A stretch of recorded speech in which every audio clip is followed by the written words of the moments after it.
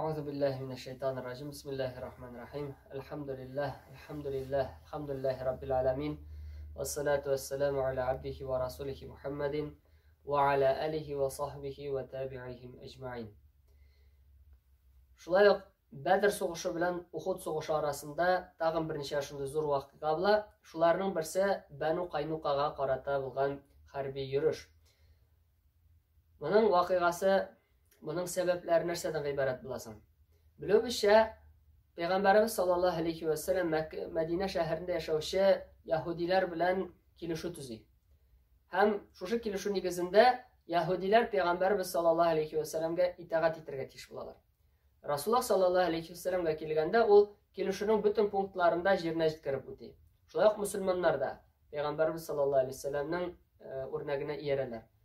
Әмма яһудларга караганда яһудларга килгәндә алар бер җайны да калдырмыйлар Пәйгамбәр саллаллаһу алейхи ва саллямга каршы чыгудан. Ягъни Бәну Кайнука кабиләсен әйтеп китерергә кирәк. Аларның үзләренең базарлары була. Алар яһудларның Мәдинә шәһәрендә яшәгән яһудларның иң зур, иң көчле кабиләләрнең берсе булалар. Һәм инде алар зәркәнчеләр булалар. Һәм шулай ук аларның арасында бик күп тимерчеләр булалар. Шул сәбәпле аларның ирләренең бик күп кылычлары һәм инде кораллары була. Пәйгамбәрбез саллаллаһу алейхи ва саллям Бәдрдә җиңеп кайткач, яһудлар ачык дошманлыкларын күрсәтә башладылар. Чөнки Аллаһ Тәгаләнең мөселманнарга биргән ярдәмен алар инде кабул итә алмадылар. Чөнки менә шу Бәдр сугышында җиңеп чыгу мөселманнарның әйтеп киткәнебезчә дәрәҗәсен бик нык югары күтәрә. Һәм яһудлар Пәйгамбәр саллаллаһу алейхи ва саллямга каршы инде сүзләр сөйли башладылар. Пәйгамбәрбез саллаллаһу алейхи ва саллям бер вакыт аларны базарларына барып үгетләп карый, дингә өндәп карый. Тегеләре әйтәләр: "Син дия бер төркем кешеләрне җиңдең дә дия, ягъни сугыша белмәгән кешеләрне, мәккәлләрне күз алдында тоталар. Җиңдең дә дия, хәзер дия үзеңне әллә кемгә куясың" дигән мәгънәдә сүзләр әйтәләр. Һәм әйтәләр: "Син безнең кебек батырлар белән көрәшеп карамадың" дия. Бу инде бер караганда Пәйгамбәр саллаллаһу алейхи ва саллямга ачыктан-ачык дошманлыкны игълан итеп, ачыктан-ачык сугышны игълан итү була. Ләкин Пәйгамбәрбез саллаллаһу алейхи ва саллям әледән-әле менә шу нәфрәт утларын сүндереп килде. Аннан соң бер вакыт тагын шундый бер вакыйга була. Бер карт яһуди мөселманнарның Аус һәм Хазраҗ кабиләләреннән чыккан ансарларның бергә тату булып сөйләшеп утырганлыкларын, бер-берсен хөрмәт иткәнлекләрен, бер-берсен яратканлыкларын күрә. Һәм ул бер яшь яһудине җибәрә, бар дия, араларына барып фитнә салды. Тегесе электән булган сугышлар турында искә төшерә, шигырьләр сөйли шушыга багышланган. Һәм инде Аус һәм Хазраҗ кабиләсендәге кабиләләрнең вәкилләре бер-берсенә каршы турып басалар, башта көлешеп утырган булалар, инде бер-берсенә көлеп, аннан соң инде хәтта инде сугышка килеп терәләр яза. Аллаһ илчесе саллаллаһу алейхи ва саллям аларны инде үндәгәч, дингә чакыргач, ягъни мөселманнарны кире, булар инде аңлыйлар бу чынлап та фитнә икәнлеген, һәм инде бу шайтанның васвасәсе икәнлеген.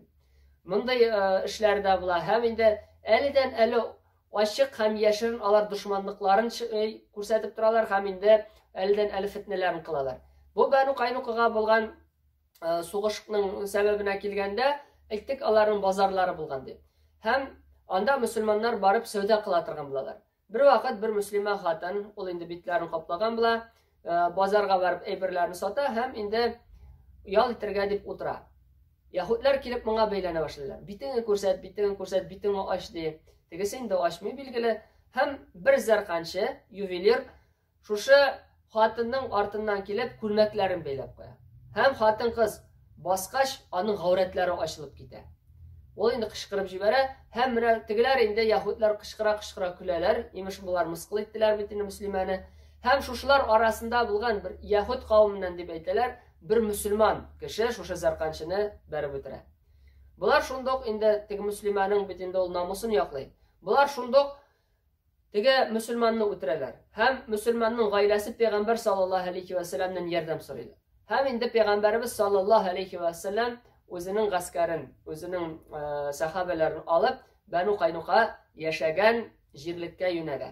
Тегеләре электән Пәйгамбәр саллаллаһу алейхи ва саллямга янаган булсалар да, Allah ilçisi sallallahu aleyhi ve sellem'ni ko'rgach, ular o'zlarining qitmalarına kirib yashirinadilar. Ham Allah ilçisi sallallahu aleyhi ve sellem 15 kun bo'yi bularni qatı etib shulg'ab tutar. Hem Allah subhanahu teala şu düşmanlarının ko'ngillarına qo'rquv solar. Chunki bu payg'ambar sallallahu aleyhi ve sellem'ga berilgan xasiyat deb aytdik. Allah ilçisi sallallahu aleyhi ve sellem'ga boshqa payg'ambarlarga berilmagan bir necha ayber berlar, shularning birisi şu düşmanlarının ko'ngillarına Allah Teala qo'rquv soladigan bular. Hem bular endi berilalar.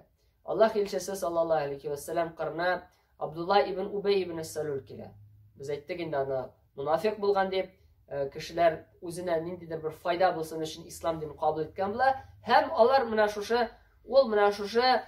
qabahat bo'lgan xalqni yo'qlab payg'ambarimiz sallallohu alayhi vasallam yoniga keladi. Allah elchisi sallallohu alayhi vasallam bilan söylashirga tilami, lekin ul ali bular de menga yordam etdilar ilikdan de sen meni de hurmat etirga tesh deb shunday allandi so'zlar bilan endi payg'ambar sallallohu alayhi vasallamni o'gitlay turgach, Allah elchisi sallallohu alayhi vasallam bularga jazo ko'rsatmay Banu Qaynuqa qabilasini, lekin endi Madina shaharidan quvib chiqaradi deb aytdilar. Shulay deb o'zlarini allakamga sanagan, biz botir, bizim bilan kurashgan bo'lsang, sen endi tege Makkalilardan ko'rgan aybirligini ko'rmasiding, jingilgan bo'lar eding degan aytgan so'zlari yonovlari ularni turmushga oshmadi, ular xur bo'lib shu Madina shaharidan qoldilar.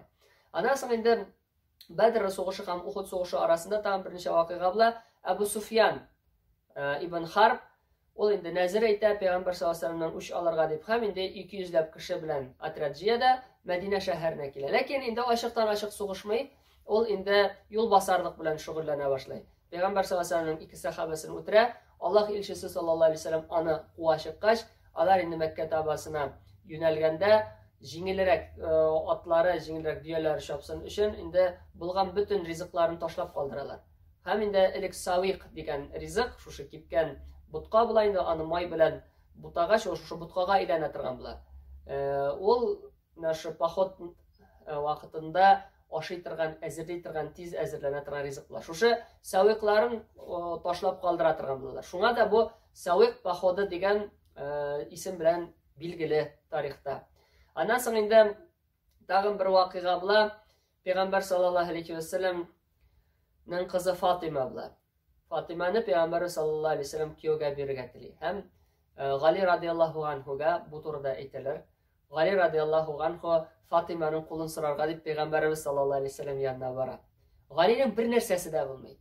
Bir nindi boylig'ida bo'lmaydi. Payg'ambarimiz sallallohu alayhi vasallam yoniga boradi, lekin uyalib so'zini boshlay olmaydi. Uyalу sebepli Fatima turunda sözün başlaydı almıyor. Hem Peygamberimiz sallallahu aleyhi ve sellem ayta, sen de minden Fatima'nı sorarak geldin mi dedi. Degese iyi dedi. Senin nersen var dedi. Benim birebrim de yok dedi. Mahir olarak ben sana deyim, isinden mi deyim dirham bergendim. 4 dirham qatıratırgan kübe bergendim dedi. Şuşu mahir olsun dedi. Şimdi şu 4 dirham beyasında bulgan kübe Fatima radıyallahu anh'ın mahir bular. Nikah kelişuvi tuzula, bik maturg'ana g'oila barliqqa kela. Shushindan Fatima radhiyallohu anha G'ali radhiyallohu anhudan endi og'ir turmushga zorlana. Ham endi G'ali radhiyallohu anhu ayta, bar deya payg'ambar sollallohu alayhi vasallamdan bir xizmatchi so'radi bizning uchun deb. Bu Fatima shulay bora so'ray olmay qaytadi payg'ambar sollallohu alayhi vasallamdan. Ikkinchi kuni ikkovlab ketdilar eri bilan, G'ali radhiyallohu anhu bilan. Birisi ayta, mening endi qo'llarim suyullar chiqib bitdi deya Fatima ayta, u tega qo'l tegirmani bilan on tarta de yarma shag'ara de qo'llarim suyullar chiqib bitdi deya G'ali radhiyallohu anhu ayta, mening de diyalarga suv tashib ko'kraklar og'ritib bitayin dedi. Bizga biror xizmatchi bo'lsa edi dedi. Payg'ambar sollallohu alayhi vasallam ayta, yo'q dedi, men sizga birinchi xizmatchida bermayman dedi. Ham endi qaytarib yuboradi. Kech kuni payg'ambarimiz sallallohu alayhi vasallam bular yoniga keladi. Ham ayta, her bir de namoz sayın de 10 tapqir subhanallah, 10 tapqir elhamdülillah, 10 tapqir Allahu akbar deb aytdingiz de. Yuqori oldindan de 33 tapqir subhanallah, 33 tapqir elhamdülillah, 34 tapqir Allahu akbar deb aytdingiz de. Mana bu bütün dünyadagi bo'lgan aybirlardan da xayrliroq de. Rasululloh sallallohu alayhi vasallam o'zini eng qadrli bo'lgan kishilarga mana shunday zo'r nasihat berdi. Alloh Rabbimiz har barchalarga iman, tavfiq, hidayat, istiqomatlar nasib eylesin.